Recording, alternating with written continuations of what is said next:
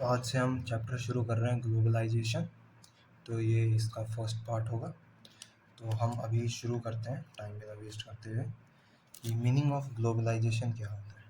Globalisation refers to the flow of ideas, capital, commodities, people across different parts of the world. Globalization refer करता है flow of ideas मतलब अलग अलग ideas, capital, commodities, people across the different parts of the world मतलब अलग अलग different parts of the world के लोगों के आइडियाज़, अलग अलग उनकी कैपिटल एंड कमोडिटीज़। और इसके बाद है it leads to world wide inter connectedness that it is created and sustained as an outcome of these constant flows। जो ये चीज़ें हैं ये इम्पोर्टेंट है। Flow of ideas and capital, commodities and people across the world. It leads to world wide interconnectedness मतलब ये globalisation world wide connect करती है इनसे दूसरी कंट्रीज़ को। That is create and sustain जो सस्टेन करती है, क्रिएट करती है और सस्टेन करती है कांस्टेंट ऑफ फ्लो को। आउटकम है वो एक कांस्टेंट फ्लो होता है उसका। Impact of globalization is uneven. The impact of globalization is uneven मतलब वो अनइवन है, ना ओड कह सकते हैं ना इवन कह सकते हैं, अनइवन बोल रखा है। As it is not based on general conclusions with different societies. Every society is impacted in different manner. Like some societies are impacted more than others. जैसे जब ग्लोबलाइजेशन शुरू हुआ उसके बाद जो अलग अलग जो डिफरेंट सोसाइटीज़ हैं, अलग अलग उनके थिंकिंग्स हैं, अलग अलग बिहेवियर्स हैं, लोगों के सोचने का तरीका अलग होता है लोगों का।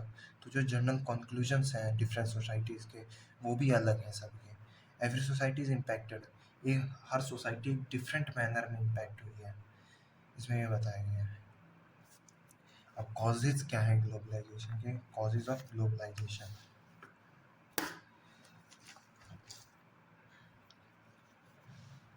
तो फर्स्ट आता है हमारा टेक्निकल फैक्टर।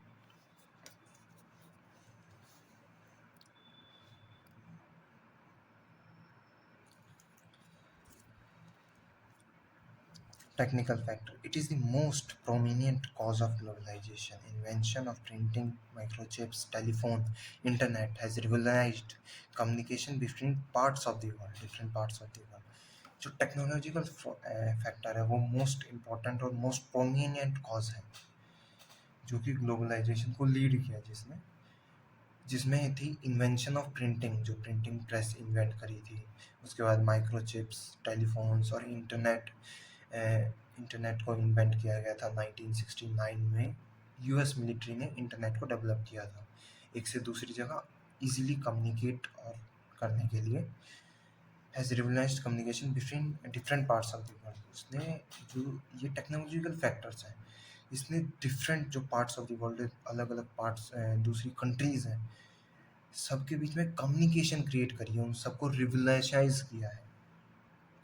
अब अगला पॉइंट है communication. Due to transfer means of communication, due to faster means of communication and transport, ideas, commodities, capital move easily to any part of the world। जो कम्युनिकेशन है वो एक फास्ट मीन्स ऑफ जो एक communication है एक major factor होता है टेक्नोलॉजिकल फैक्टर की तरह, जो फास्टर मीन्स ऑफ कम्युनिकेशन है। मतलब एक कम्युनिकेशन तेज़ी से बढ़ी है, जैसे टेलीफोन का डेवलपमेंट हुआ, उसके बाद हमारे कंप्यूटर, उसके बाद लैंडलाइन वगैरह, उसके बाद वायरलेस फ़ोन्स आए हमारे पास, अभी हमारे पास स्मार्टफोन्स हैं।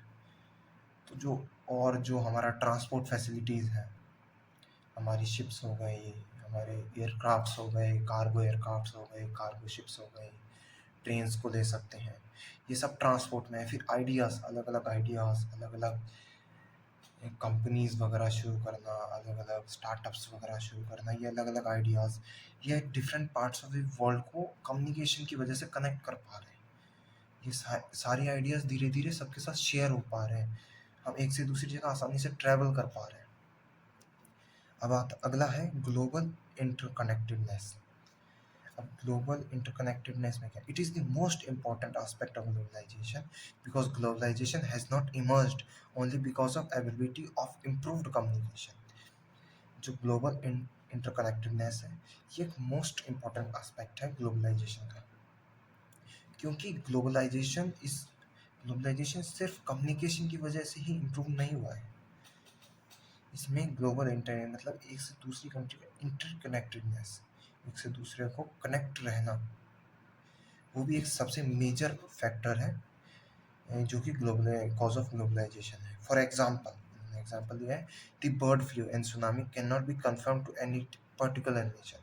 जो बर्ड फ्लू है, सुनामी है, वो किसी एक पर्टिकुलर नेशन तक कन्फाइंड नहीं रहा। In similar way, the impact of major economic events is felt outside their immediates. जो मेजर इकोनॉमिक इवेंट्स हैं, उनके भी जो इम्पैक्ट्स हैं वो इमीडिएट हुए थे बाहर भी, मतलब दूसरी कंट्रीज़ में भी उनका फ़र्क पड़ा था, उनकी वजह से फ़र्क पड़ा था दूसरी कंट्रीज़ को। Local, national and regional environment at a good level. जो उन्होंने इम्पैक्ट किया था दूसरी कंट्रीज़ के ऊपर, वो लोकल, नेशनल और रीजनल था, रीजनल इन्वायरमेंट पर था, एक गुड लेवल पे, मतलब एक अच्छे लेवल पे था। तो आज की वीडियो बस यहीं तक। अब नेक्स्ट पार्ट देखिए, और अगर ये वीडियो अच्छी लगी हो तो प्लीज़ यार लाइक कर देना, सब्सक्राइब कर देना, और बस इतना ही चाहता हूँ, आपका प्यार मिलता रहे।